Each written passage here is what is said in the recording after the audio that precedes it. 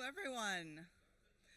Welcome to the final session of 2 amazing days of learning technologies. I'm Kinga Petrovai, and I'm very happy to be chairing this session with 2 incredible speakers who I will introduce to you in 1 second. But first, we're here thinking about these questions, which you saw when you walked in. And after 2 days of learning technologies and so much AI, we're now coming back to learning from each other.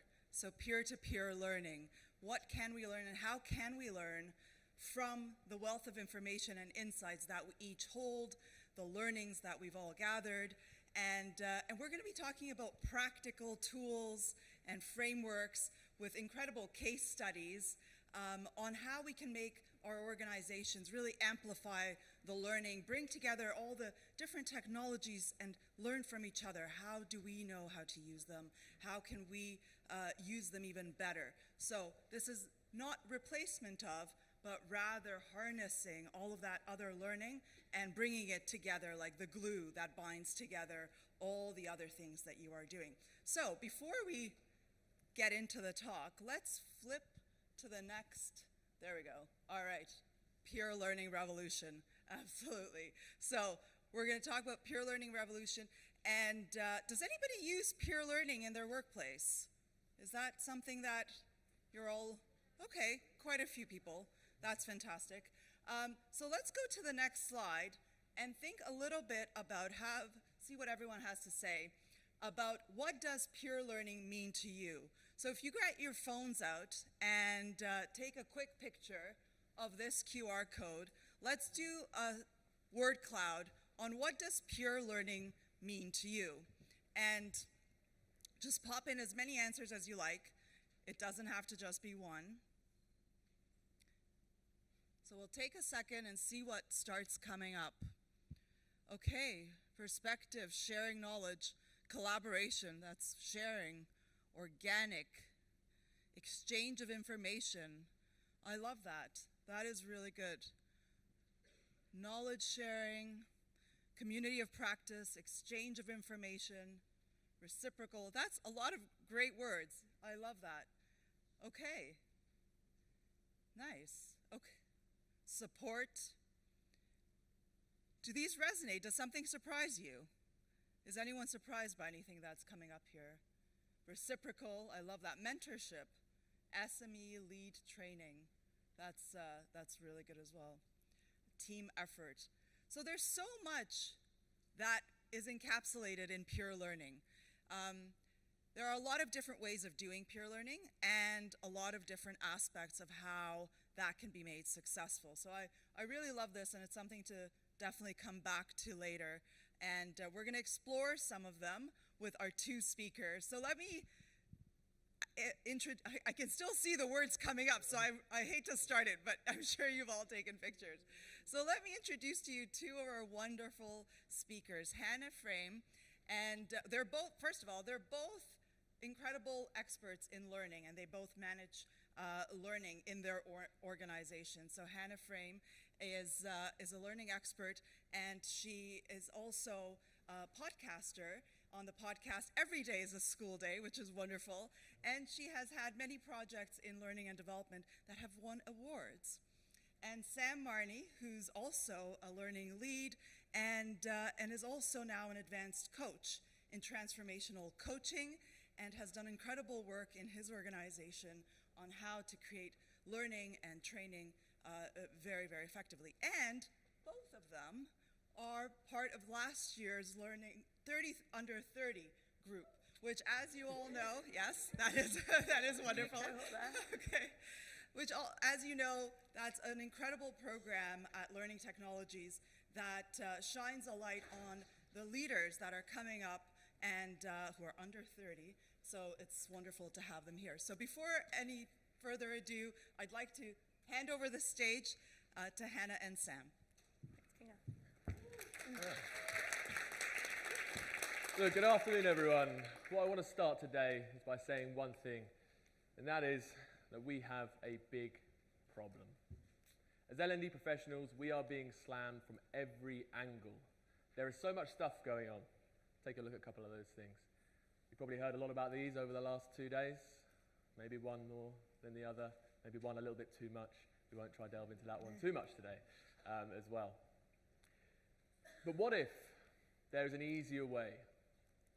What if myself and Hannah could talk to you about a way to cut through all the noise and make learning initiatives really impactful? And what if employees are at the heart of that solution? So that's what we're going to look at today. Everything we cover today is all about peer learning. Yeah? What we're looking at is coming away from the traditional L&D-led initiatives, the instruction, the teaching, and putting the power of learning, collaboration, and knowledge sharing into the hands of our people. Now, when we talk about peers, I'm talking about anyone you work with in your organization. Doesn't matter the age, the job role, the seniority, absolutely anyone you can learn from. And we're not just talking internal either, external peers. All of us in this room today are peers, and I guarantee you could learn a hell of a lot from each other. And you're going to over the next 60 minutes as well, right? But in the true spirit of peer learning, it's only fair that I hand over to my peer to tell you a little bit more about the session and what we're going to cover over today. Thanks, Sam. So Sam and I, we're going to cover 3 things in today's session. First, why peer learning? Second, you're going to hear some real lived examples from Sam and myself about how we've launched peer learning initiatives in our workplace. And then finally, we're going to hand over to you to design your own peer learning initiative where you are. So first then, why peer learning? Sam and I, we could have spent the next 60 minutes talking about different bits of research, pieces of stats, basically anything that you could find if you just gave it a bit of a quick Google as to why peer learning, it can be so beneficial and impactful. But we thought, we're at Learning Tech, we're amongst our peers, who better to hear about why peer learning than from you? So we had a very busy day yesterday, didn't we, Sam? We were running around downstairs, upstairs, asking for some willing volunteers to get involved and get in front of the camera and ask them why peer learning. So I'm now going to hand over to you.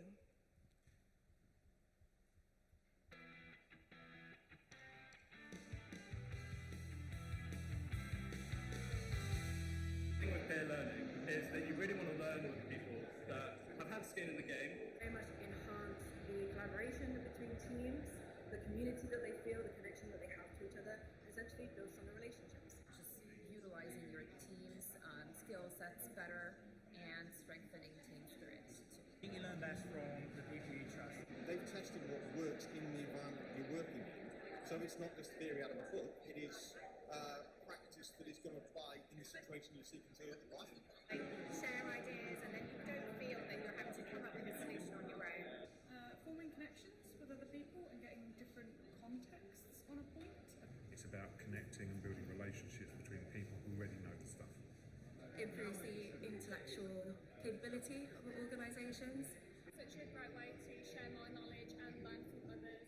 Able to have some common ground with peers, learn the same pace as someone else, and a little bit of banter as well. Everyone absorbs information and learns in a different way, and so different perspectives and dynamics really helps others to learn from each other.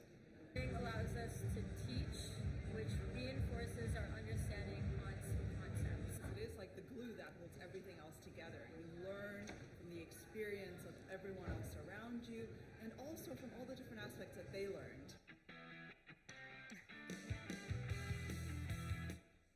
Bit of a botched job, but you kind of get the idea.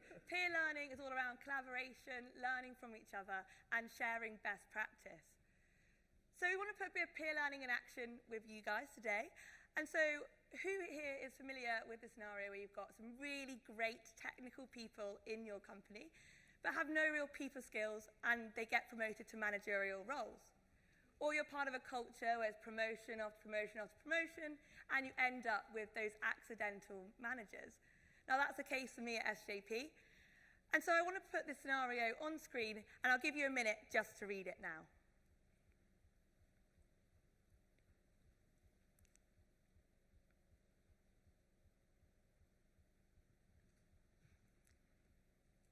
Cool. So I'm going to give you 4 minutes to chat to the people next to you, turn to your peers in groups of 2s, 3s, and discuss how you would approach this problem. So on you go, 4 minutes starts now.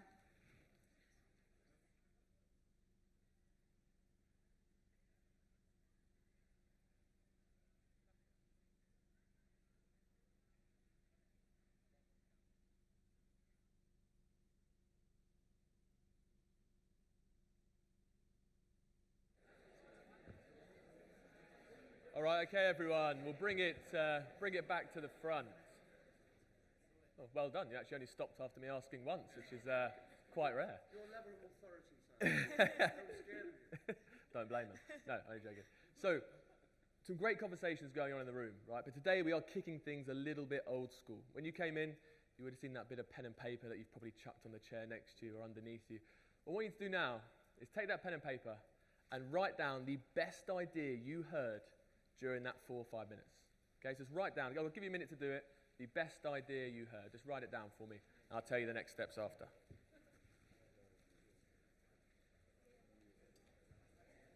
If you haven't got a pen or paper near you, maybe find one on another chair, whatever it's going to be.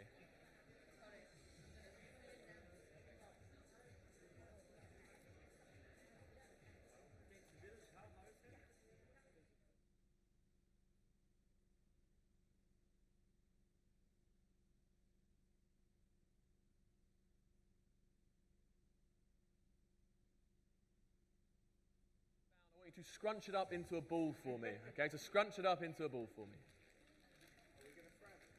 Not at me, hopefully. Once you've done that, you can stay seated or stand up. I want you to throw that somewhere around the room. Please not at me and Hannah, but somewhere else in the crowd. Okay, just throw that paper around to somewhere else.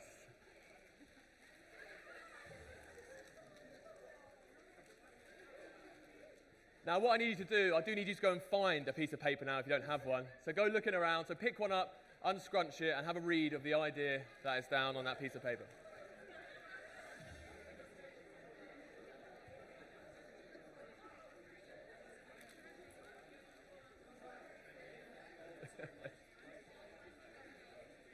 All right, make sure you find a piece of paper if you haven't got one.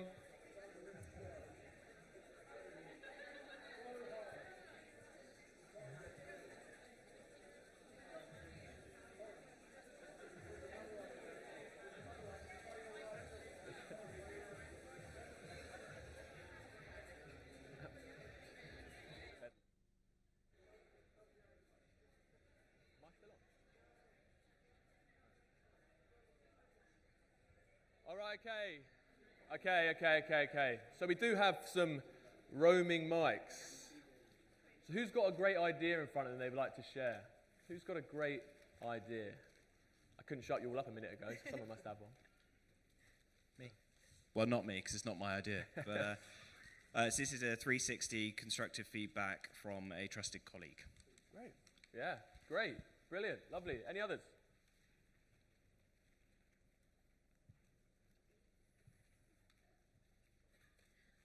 We have reverse mentoring with new and experienced managers. Love it. Brilliant. Yeah. More. I saw a hand over there.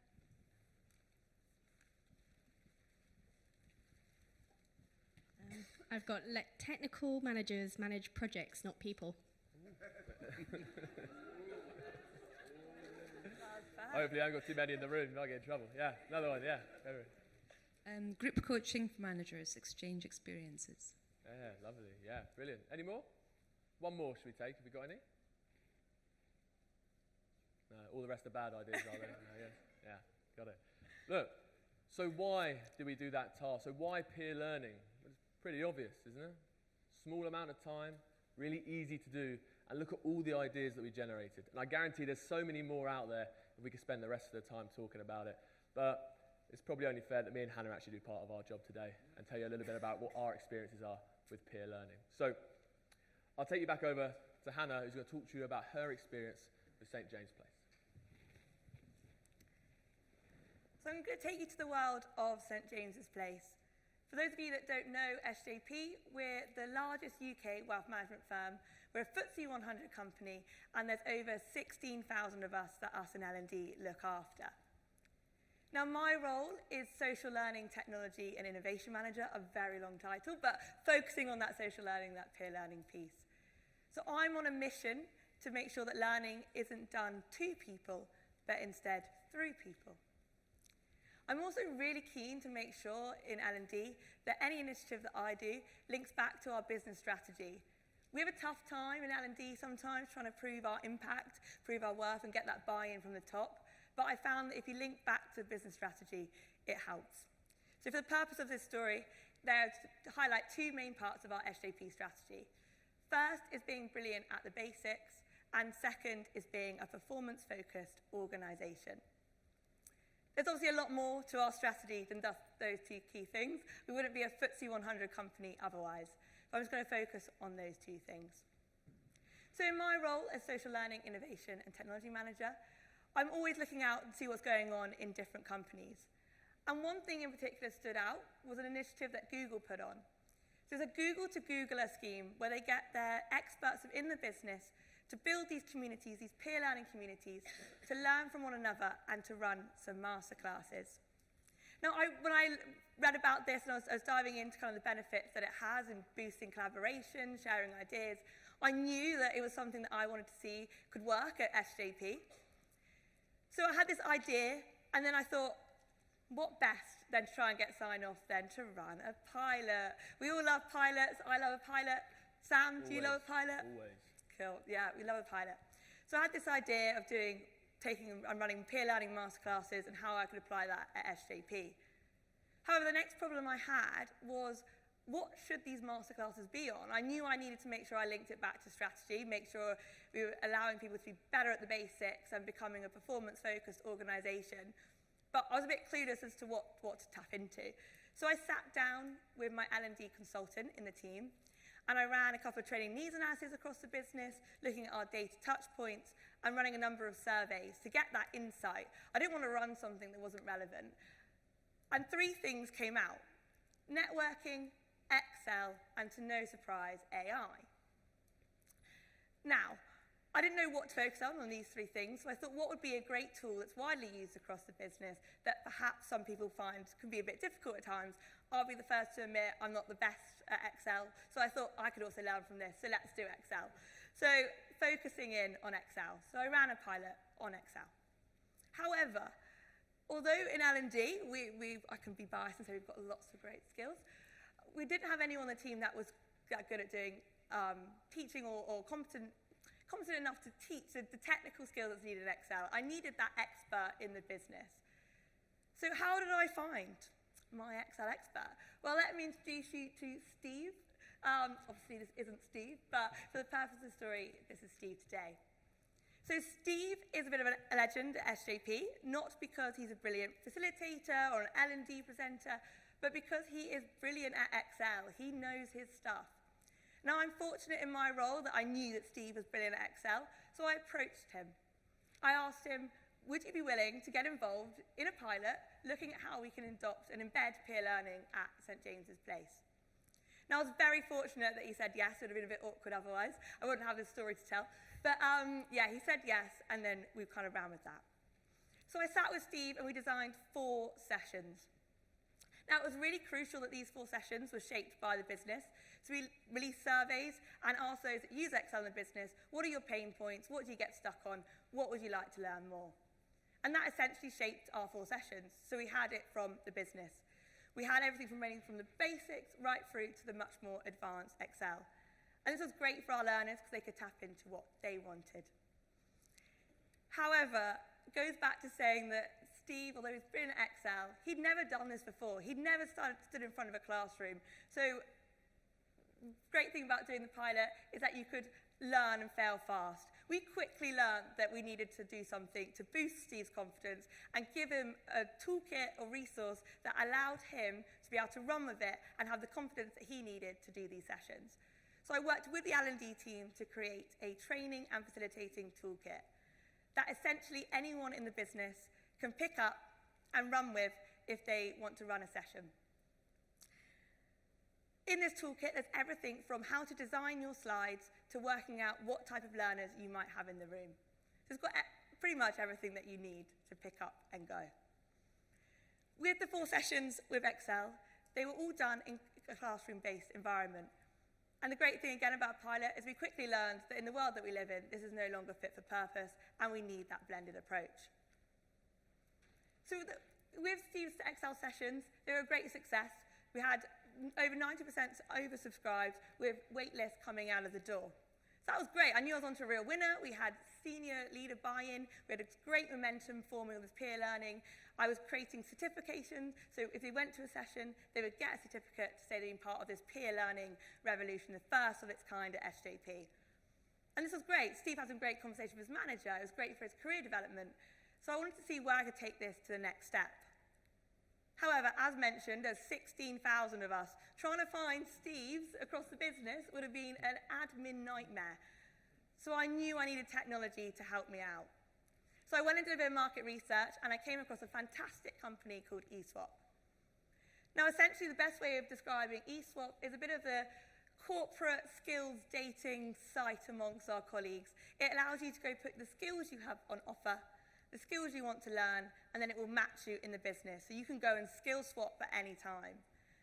Now, this is brilliant for two reasons. Firstly, because it gives that power over to our peers to be able to go in at any time and connect with people in the business from across different divisions.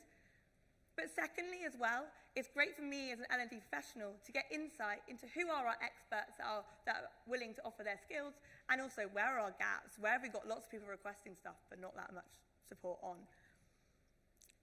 So with this newfound insight I had and this great kind of technology enabler on my hand, I could find our experts within the business that led me to do Learning Month. So a whole month of learning with peer learning sessions ran, not from us in L&D, but the experts in the business. So with my experts list, I sent out a blanket email telling them about my mission, telling them about my vision, and seeing if they wanted to get on board and help out. I had over 20 volunteers step forward, and we had sessions ranging from networking skills to presentation skills to AI to Excel, and even how to use Teams Planner more efficiently. Now with that, I sat with them, did train the trainer, make sure they were confident when they went into the classroom, made sure they had the resources and the tools that they needed before doing a mix of classroom, virtual, and on-demand content. And the response? We had almost a quarter of our employees take part in this Learning Month initiative, with 77% of them saying they learned new skills. And back to Steve's example of Excel, the average person was reporting 1.5 hours of saving per week, that they weren't having their heads down in the Excel spreadsheet, the new skills that they found. And when you multiply that across the year, that's a lot of hours saved across the year on Excel they could put forward to doing something perhaps more beneficial with their time. But not just that was the response, we also saw great management involvement. Managers were talking about it with their reports, talking about it as a development opportunity and using it in the end-of-year review conversations. We also had social media support. So a top tip, involve your comms team. They will be your best friend when it comes to something like this. They're great at building momentum, building out on our internal comms platforms, but also on social media. And finally, we had this increased appetite for peer learning across SJP. And the best part about this was after every session, we asked our people what it is they want to learn next. So we've got a list of kind of skills that we can tap into that we can run some further peer learning. However, I was then faced with the next problem, which was around, we've had this Learning Month, we've had these sessions, but what do you do in the interim? I can't wait for the next classroom session or the next virtual session. How do I tap into that on-demand content? So that takes me to creating peer learning content that you can access anytime, anywhere in your organisation. So with my list of experts, I could approach them and ask if there's any willing volunteers that wanted to come out and get involved in some filming. And this was a really great way to be able to, again, give them something they don't do on their everyday to day. Not many people get to stand in front of a camera or create content with their peers. And people love it. They love to do something different. So don't be afraid to ask. And with this sharing best practice, I was very lucky that we've got a brilliant L&D filming team. But not everything has to be high quality, high production these days. We're used to our YouTube reels, our Instagram reels, our TikTok. People consume that lower quality content all the time, so it doesn't have to be full-on high quality. However, there's just two key things I want to pull out for you today, and that was a leadership lesson, so getting our leaders to share their best practice, as well as following our experts in a day of the life of. So I'm just going to show you a very quick video of an example of our leadership lesson.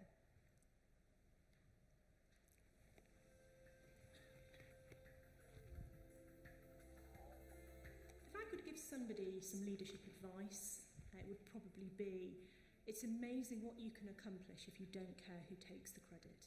Every day in my job, I achieve things not because of what I do, but because of the team that's around me and the way that we work and collaborate together. And that's what I mean by, it doesn't matter in that team who individually takes the credit. In fact, actually, it's more powerful if the team collaboratively and collectively can take that credit. To be successful in life, you probably have to face into the fact that you will make more mistakes than you will have successes. I've probably learned more from the mistakes I've made and been more successful because of that. And you're not going to make mistakes and you're not going to fail at things unless you try. Failure can have positives. It's how you recover from that and learn from it. So that was just a short example of the type of leadership lessons that we pulled together. Again, no longer than a minute and a half. And it's a great way for our leaders when they're going between their courses, their brilliant programs that you might put on, that actually how do they access their peers in the interim? Well, you've got it on demand. It's also a great way for our aspiring leaders to be able to look up and see what is it that our leaders talk about. So the second one I'm just going to show you a quick example of is Day in the Life of. We train our financial advisors, they go through an academy, they're all new to the game, they're all excited to start, but they're very new, they don't know what they're doing. We've got a whole we've been around since 1992. We've got people that have been, and financial advisors that have been in the business for over 20 years. They know what they're doing. They've been doing it on the day-to-day. So how do we tap into them and get them to share their best practice to their younger peers?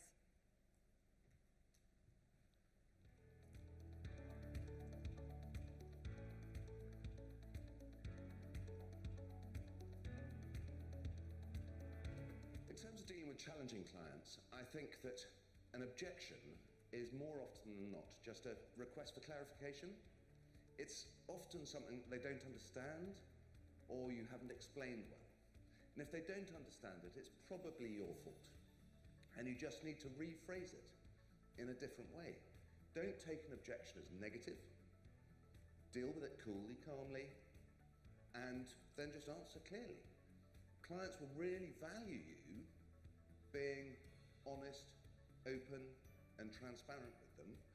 And if you answer their queries, then they are more likely to take your advice.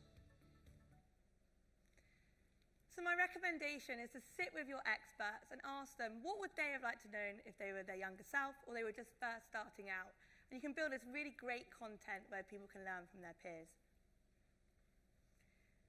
So we've dealt with our visual learners through videos, our kinesthetic learners that like to do things while they're in the classroom. But what about our audio learners? Well, podcasting is a great way to connect with your peers. As Kinga kindly mentioned, I've got a podcast with my director here in the audience as well, we co-host, but called Every Day is a School Day. And it's a great way to kind of connect with others in the business. You can find this on Spotify and Apple, so if I don't have an increase in followers after this, then I know I've done something wrong. But yeah, podcasting is a great way, and we've got a couple of people in the audience that also have their own podcast.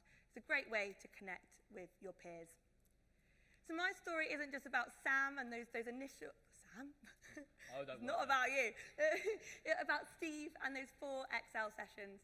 It's about piloting, starting small, connecting to your business strategy, and creating the environment for success to allow your peers to give back. Brilliant. Amazing. Thank you, Hannah. So, let's have a round of applause. Yeah. Woo. So, I'm going to tell you a little bit of a different story for the organisation that I work for.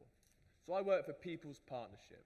Now, People's Partnership is a not-for-profit pension firm. It sounds fun, doesn't it? I tell you, right? But we're based in the UK and we are a master trust. Now, on contrary, you have about 16,000, I think, people. We're about 1,000, roughly, employees in our organisation. We do have a small presence in London. We have roughly 30 gilet wearers up in the investment team, so they're knocking around. But the rest of us are based down in Crawley. Don't know, anyone from Crawley in the audience today? No, I do not blame you whatsoever. It's absolutely fine.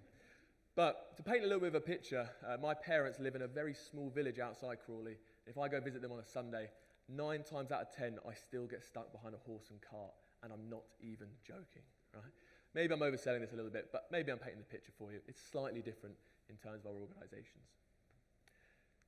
So this is a live picture of me at the Learning Tech exhibition yesterday. Like walking around, I constantly see brand new Buzz Lightyears everywhere. Yeah, hundreds of them, in fact, downstairs. And I wouldn't be lying if I said I wouldn't mind one or two from here and there. But our current learning tech at where we are isn't probably where most are. Yeah? We have plans to, don't worry, it's all part of the strategy I'm trying to get past. But for now, we're probably dealing with tech like this guy, right? A little bit of Woody rather than Buzz. So that is not an excuse to not enhance peer learning in an organization, though. It can be simple, it doesn't have to be so tech-enabled. So just like Hannah, talking about the business strategy, I'm going to talk to you about an initiative which was firstly started as a business problem. Okay? So, business problem identified, you know those yearly engagement surveys that you do, and you have to say whether you're positive towards a statement or negative towards one? That's where our business problem came from. Okay? So, this was the statement that we had in People's Partnership. It's safe to speak up and challenge the way things are done. Yeah? That was the result. In March 2024, 59% agreed positively towards that statement. By the way, that's not very good, right? 13% below the benchmark. So what happens when you have a business problem? What do we do? Anyone? Train it? No, we hire an external consultancy to come and tell us what we've done wrong. Come on, people. So that's what we went and did, okay? And they gave us a nice long list of things that we could do. Now, the initiative I'm going to talk to you about didn't originally start as an L&D initiative. It was more of a people initiative, HR and old money, of course. But this was the thing around Speak Up Champions, right? People being creative in all different departments around the organisation and coming together to help create and nurture a culture of Speak Up. I don't think I've ever sounded more corporate than that last sentence I just said, but you get the picture. So that was the Speak Up Champions initiative. Now, there's three key things I want to talk about with this and what we focused on in terms of peer learning. But before that, I'm going to be really open and say this initiative was failing at the start. It didn't work. Probably because it didn't have the L&D intervention first and they came along and saw us, of course. But they came to us and said, this isn't working. Our Speak Up champions weren't too sure what their role was, really, in the business. We're coming together, but I don't know what we're trying to do. So there's three areas that I wanted to focus on. So one was getting these people a monthly learning space. Now, in this space, we'd have people connect in a virtual setting, and all of our champions would come together to talk around certain topics and share real experiences they've had. We had topics such as psychological safety, right, neurodiversity. What I could have done, I could have spent 2 months researching either of those topics, gone in and done a webinar for them. Or could I have got someone that goes in there who's lived with neurodiversity for 45 years and gives their real life experience of what it's like for them. Now, I like the sound of my own voice, but I'll tell you which one of those I'd rather go to. So that's what we started to do. The second one, and I want to go back to Hannah's point around leadership buy-in. We all know to get things off the floor, that's massively important, specifically senior leadership buy-in. For me, you have to go a step further, and that's senior leader engagement, actually getting them involved in the peer learning experiences themselves. So what we did is we had our Chief Information Officer, Nigel, became a sponsor, right? But a very, very involved one. And we also had a non-executive director called Pat, who also became a sponsor for the program. Now, don't ask me why, but for some reason, people find non-executive directors less scary than chief officers, right? So getting them in a room is massively important too. So what we did is we still do now to this day, have quarterly lunches, right, face-to-face, where these guys come, and the Speak Up champions come together to talk about anything Speak Up related, right? So a truly top-down approach to the initiative. The board can hear from our real people day in, day out around what's going on, and vice versa. And the last thing, now, a little bit tech-enabled, right? Microsoft Teams, whee, right? But the thing around Teams channels, okay? Now, I know we are all in a million Teams channels, and they are boring. I get it, if they're not done correctly. But I actually learned the thing I'm about to show you in a second from a peer at a conference last year. And it's really stuck with me ever since and really helped us take off this Teams channel and make it into something great.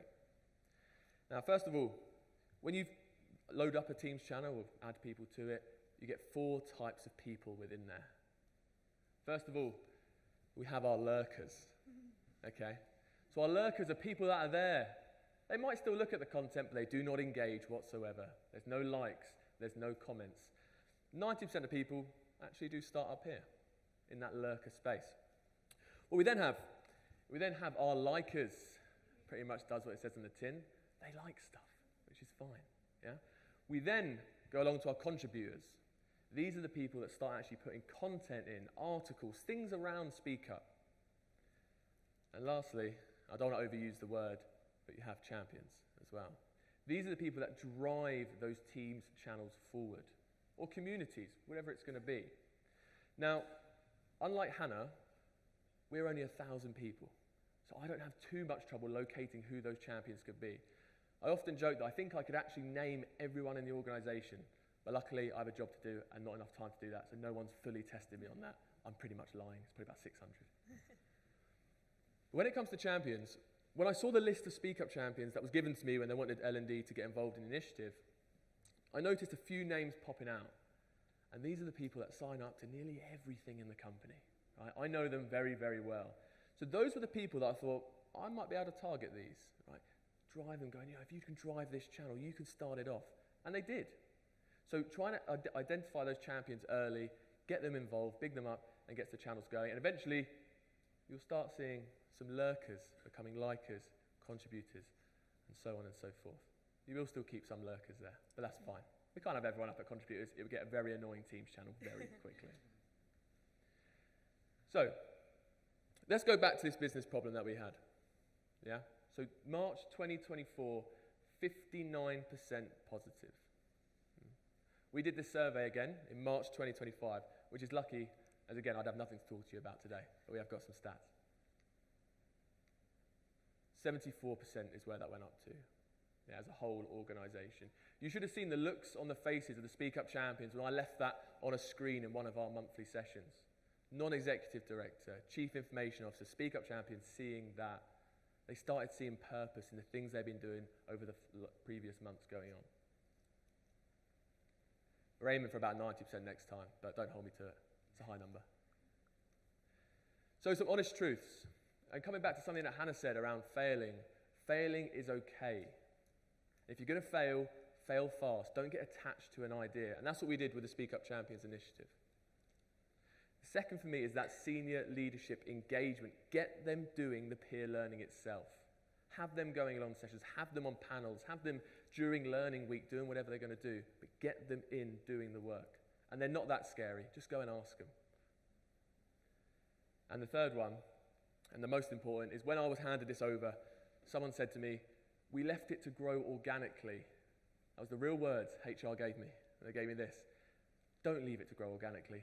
It might need a little bit of growth, a little bit of nurturing from us in L&D to kick things off. But remember, you are facilitating. You do not need to lead on all these initiatives. So that's my honest truth for the second. But I feel like myself and Hannah have given you enough of our life story now and our topic. So I think it's only fair that we start going back over to you again. So, coming on to our third and final area for today, and that is about designing your peer learning revolution. So, back with the people you were speaking with earlier, or if the person you talked to didn't have a great idea, maybe turn the other way. But we want you to answer this question. What's a business problem in your workplace that peer learning might help solve? Now, if you're self-employed and you work with clients, think about maybe a problem they have and how peer learning could help with that solution. We're going to give you 4 minutes again. Have a chat with those around you, and then we'll come back and see what we've got.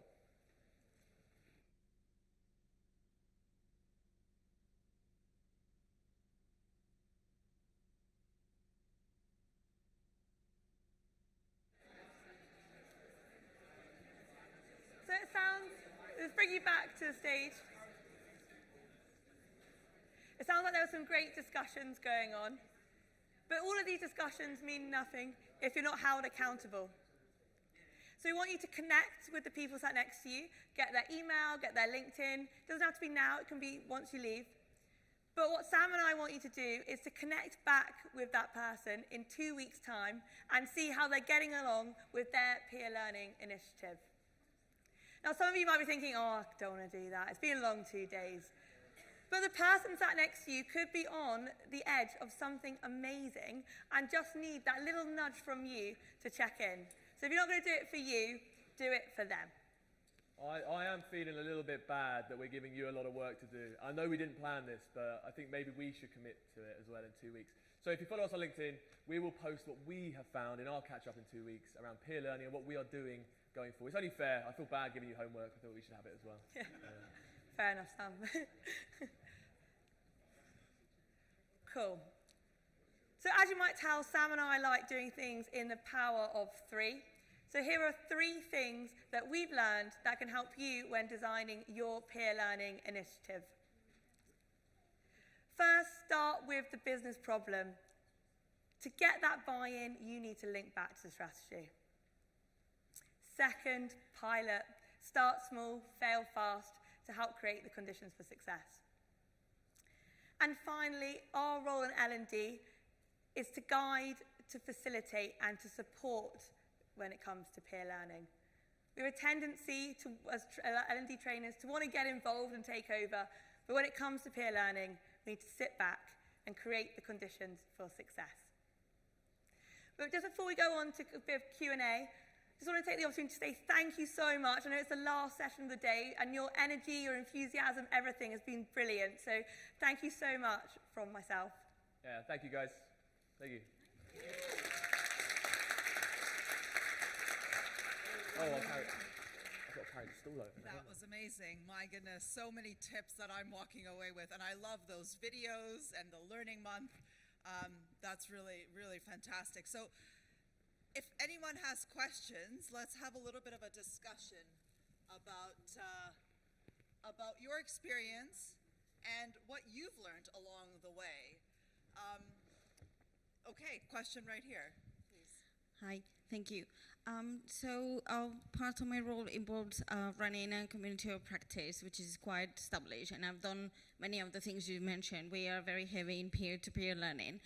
Now, my question is, you mentioned heavily try to involve the senior management team. I've been struggling with making senior management, even middle management, understand the power of peer learning and the importance of L&D in these companies. So how do you manage that? Because when you mentioned the roles of the lurker or the champion, I have 4 champions, and they're getting tired of me asking constantly to do this session. And so people are very keen on it, but I find really challenging to make the higher ups understand why this is so important in our day-to-day, learning and development of the roles. I think buy-in for peer learning is one of the most difficult things. That's probably one of the most difficult learning strategies that I have found to convince leadership. What is your experience? How did you manage to do that? Yeah, I think from my point of view, you often hear like ROI, and that's what they seem to be obsessed with. But I kind of go like a cost of inaction. So sort of think, well, if you don't get involved in this initiative, it's going to fall by the wayside, or you're not going to actually see how your people feel. I am quite lucky in terms of our senior leadership do seem to be quite on board. With that, we're a very high growth company, and they seem to really want to. We've got a very new exec team as well. But that's probably my thing. Is like if you don't get the involvement, you're going to have this kind of community down here. It's going to be so like disparity between you and the board. So that would be my advice. But I am slightly more luckier, I would say, with the senior leadership. So, yeah. Hannah, how did you convince? Yeah, I would say that's where the benefits of the pilot really come into play. So even if you don't have the buy-in, I don't know if you've ever heard anything about Be More Pirate, but sometimes don't ask for permission. Go and do the pilot first, get kind of that response, get that excitement, show the impact that it has, and then take it to senior buy-in. I think another thing that really helped was actually they quite like feeling good, feeling important, sharing their voices. So actually go and approach them and ask them a question of, what's the best piece of learning you've had? Going back to my leadership lessons, what's the best piece of advice? And get them to share their story, and then automatically they've got that natural interest into want to kind of take peer learning wider. But I like that, the hidden little pilot to prove the concept, and always think about how you can measure that with the ROI, which is quite difficult for peer learning often, but very important. Thank you. Next question, yes. Thank you very much for your presentation. My question is actually to Hannah, because I saw that you indicated that based on the survey you had networking as one of the issues. So I'm actually very curious to see how you solved that, because that's something what I also get always from my community. And it would be very interesting to see how you tackle that problem. Thank you. Yeah, of course. So going back to having technology as the enabler, it gave me insight into some of the skills that people were that people could share that they had to learn was around networking. So I then got the data as to who in the business called themselves professionals at networking.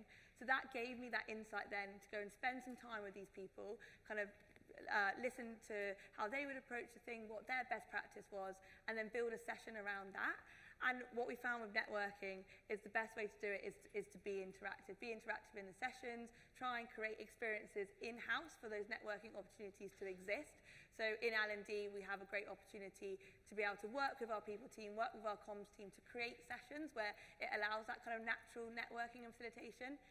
And I would definitely recommend trying to do that across teams. So don't work in silos. We do have a tendency sometimes to work in silos, but actually the great thing about peer learning is that it can happen organically across. So I would say if you don't have technology to hand to be able to help you find these people, then reach out, work again with your comms team. They will be your friend to help run these internal campaigns or put out a piece of comms for you where you might be asking for people that enjoy networking or want to learn more. And then all of a sudden you find yourself with that list of people that you can then work with and work from.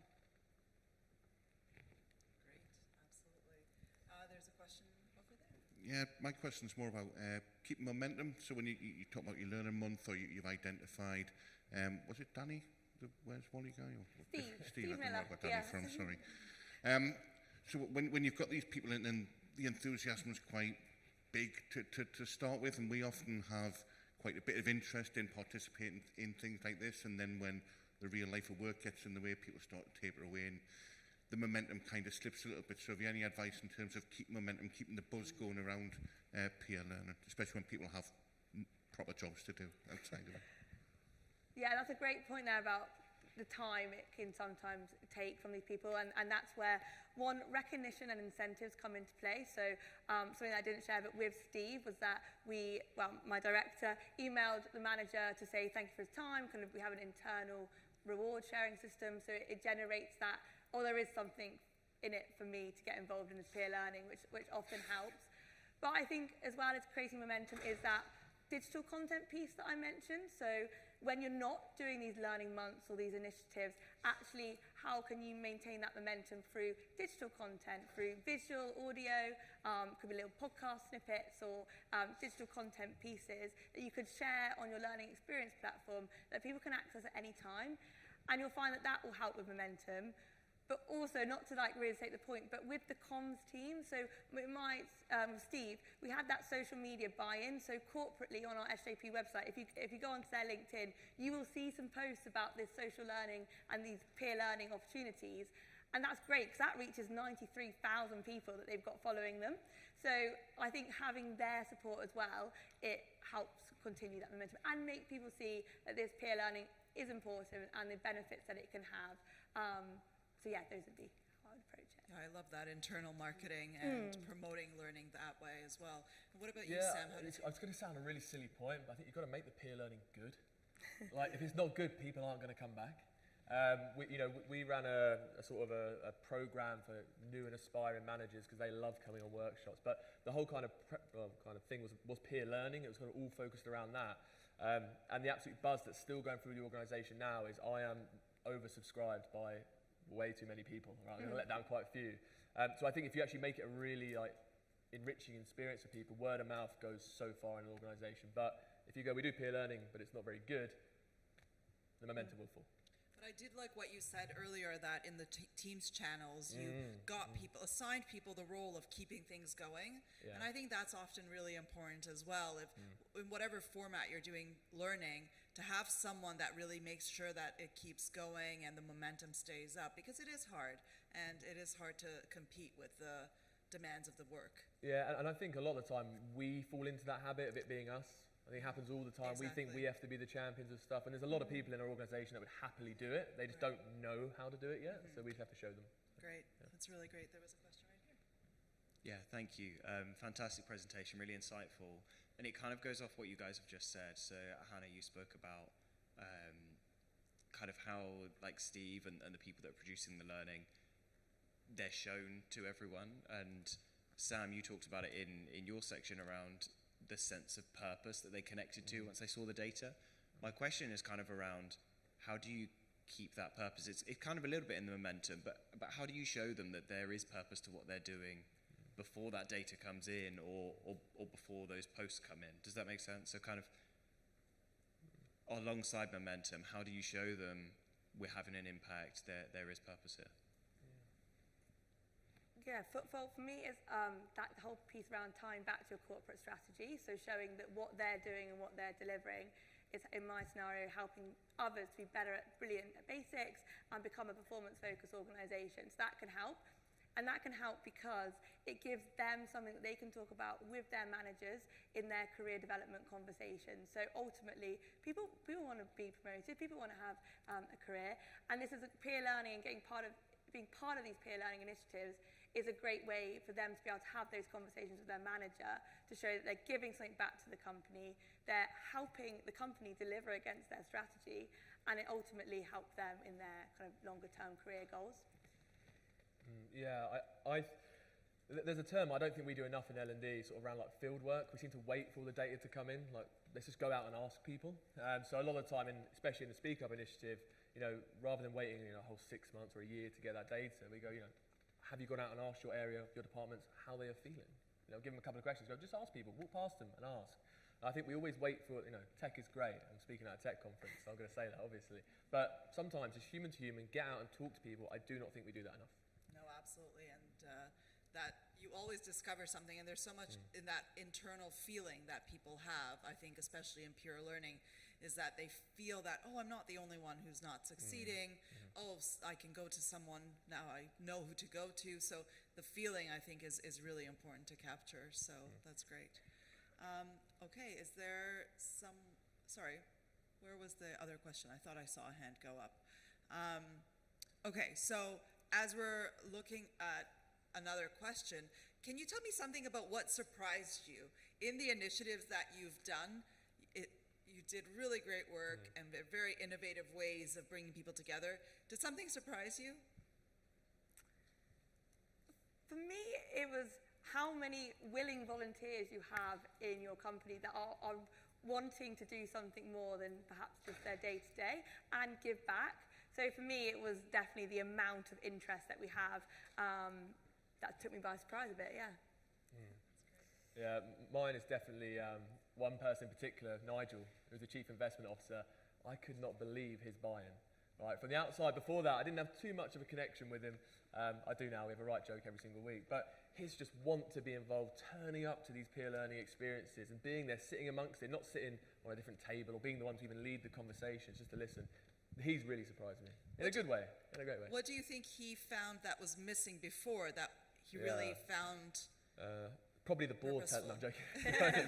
No, but I think when you beforehand in that kind of, when it was failing period, I don't think he was seeing that. I think maybe he was probably coming a bit distant, going, this is another initiative I've been signed up as a sponsor to, and I don't want to do it. But what I did have to do is I did re-engage and say, look, L&D, we put our spin on it. This is our plan for the next 6 months to really get the most out of it, and that's when he bought in. Yeah. Great. Well, getting that buy-in is definitely really, really important. And if there's any questions, do jump in and ask. But what do you find exciting about the next? What you found videos, you did very interesting videos, very interesting gatherings and monthly meetups.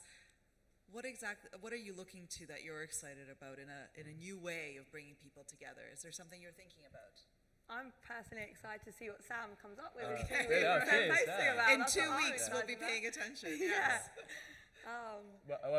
Well, for me, because as I said, we're kind of not probably where some organisations are in terms of tech. We have started out podcasts. So as a pension company, our knowledge of, people's knowledge of their pension isn't actually great internally, which is really bad. Right, really, really bad. So we've actually started podcasts where our transfer guidance team talk about kind of your pension and what you can do with it without giving financial advice, of course, but what to do. And that's really taken off well. So I think for me, we're just excited to probably get a little bit more tech-enabled, a little bit more slicker, but leave that with me with the strategy and getting people bought in or the plan as such, because that's with me. Sounds really good. What about you, Kate? Is there anything that you're excited about, Kinga, in the future of peer learning? I'm really excited about the fact that at a tech conference, we are talking so much, more and more, I think, we're talking about peer learning and connecting with each other. And I think over this past year, I've seen that although AI is really overwhelming, and there's so much information and so much talks about it, but we are bringing in constantly. This morning, we were the keynote was talking about how to bring humanity into the use of technology. We're talking about how to learn from each other. So I'm really, really encouraged by the fact that we are bringing together technology that enhances our humanity and our connection, and focusing on that connection, which I think is very exciting, because this is not a replacement of technology. This is not saying we don't need technology. This is really about how can we enhance all of the learning with technology, with peer learning, with different ways of looking at it. And I think that's really exciting that we're seeing it from a new light and holistically, holistically, I think is what. So I'm looking forward to seeing what everyone comes up with, and hopefully we'll share on social media and make the connections. I love that, putting out that that initiative for everyone to connect. There's a question right in the back, Andrew. Sorry, I've got to ask a difficult question. How do you deal with the silos and people competing and not wanting to share? Not wanting to, especially when you're in an organization where you feel maybe you're judged or can be evaluated or judged in what you share. That's very, very tricky. Okay, how do you guys deal with that? So a key part for what we do at SJP is everyone is a volunteer, so it is not compulsory. If you don't want to get involved, you do not have to, because we fully appreciate there are some people that this wouldn't be their type of thing, and that is okay. So it links back actually to a change model. I think it's cottage change model, where one of the steps is to enlist that volunteer army to make change. And for us with the peer learning initiative, it is exactly that, it's volunteers. So if you don't want to, okay. I think that's a big one. I hear that all the time. How do we make this course or this initiative mandatory? And you don't have to, because it trickles, doesn't it? Yeah. People hear about it in the hallways at lunch, and it really has a waterfall effect, rather than having someone there who doesn't want to be there at all. You want to create this fear of missing out, a fear of, if you are working in silos and you see all this going on, that actually they look at it and be like, I want to be part of that. So I think that can organically happen as well through this peer learning. Sam, how do you help people to open up and not be afraid to share? Yeah, it's really tough, especially the initiative around ours, which is around kind of people feeling they can speak up. It kind of works with that one quite well. Again, I think for me, we're very similar in terms of the volunteers. Like Speak Up Champions weren't handpicked, so you've got to do this. I'm really against a lot of mandatory stuff. I don't like it at all. So it would be a very, very similar experience, I would say. So I probably couldn't give too much different, but that's how we currently run it.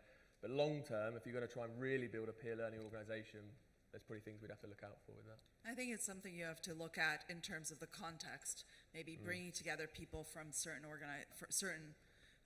levels, or maybe having someone from externally facilitate, making it clear that this will not be shared, and sticking to that, making sure senior management has buy-in into the fact that they're not going to find out about what was discussed.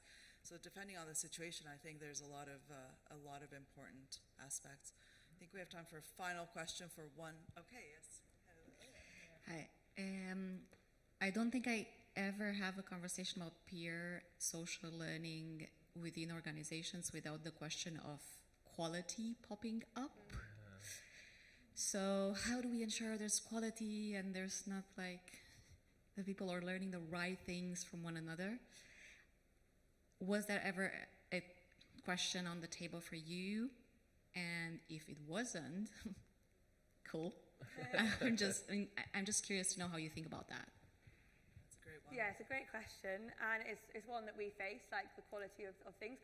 And that's where the training facilitating toolkit helped, because it set kind of those baseline principles of anyone can pick this up and be able to design a session. So that's really helped. And it goes back to in L&D, like our role is to guide, facilitate and support. So we are there to still help and lend a hand into designing like the quality of a session and that like teaching side of things. When it comes to the quality of the content, whether they are an expert, obviously that can prove a challenge, but it is this sense of empowerment of Steve's as an example. He does Excel on his day-to-day. If he wasn't good at Excel, he probably sort of wouldn't be in his job. And same for the AI scenario, they are our AI experts in the business. So it's a little bit of trust as well and empowerment, and that's the beauty of peer learning, is that you can create the conditions for them to be able to teach what they know so much about. So, but it is a challenge, and you will find that some sessions will be better than others, and when it comes to content. But when it comes to digital content, sorry, I'm thinking as I'm speaking, the digital content is that, again, we're like that quality control of that. So we can get our experts in a room, we can put a camera in front of their face, ask them these questions that would help their peers. And that the video still comes to us, it's still us to sign it off whether it goes on our learning platform or not. So there's some control there, but it is a great question and one that can be challenging when it comes to peer learning. Yeah, I just echo the facilitate. Doesn't mean we go completely hands off and just let people go gung-ho on absolutely everything. So as long as we can provide the tools, just like Hannah said, that's the main piece for me. Like our podcast, they of course go through sign-off and all this kind of thing to make sure we're not just putting random stuff out there that can actually cause more harm than good as much. So yeah, just as long as we keep the kind of reins, but let people go with it and give them guidance. That's number one. Yeah. Absolutely. If you have a successful community, it actually pleases itself. That if something is duff or inappropriate, the community itself will say, look at that again, please. So you've always got that backstop. That I really believe that communities can manage themselves and ensure quality.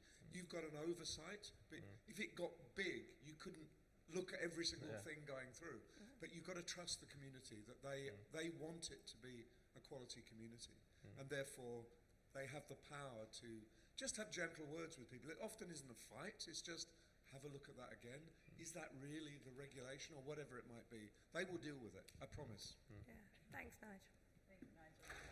My goodness, well, we've come to the end of the day, end of the conference, and I would like to thank you, Hannah and Sam, for an absolutely fantastic presentation.